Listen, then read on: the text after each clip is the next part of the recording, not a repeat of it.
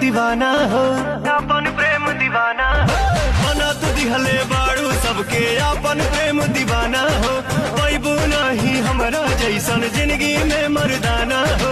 करा सगाई पक्का हमरा हाथ से पहिरा रिंग हो। हई भोजपुरिया किंग जमाना कहेला पवन सिंह हो।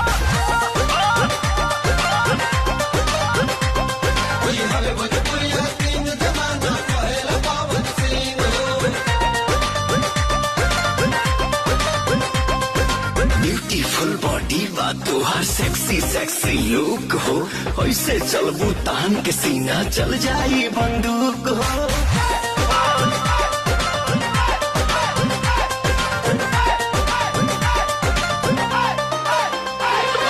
नाभि के नथिया से अखिया हट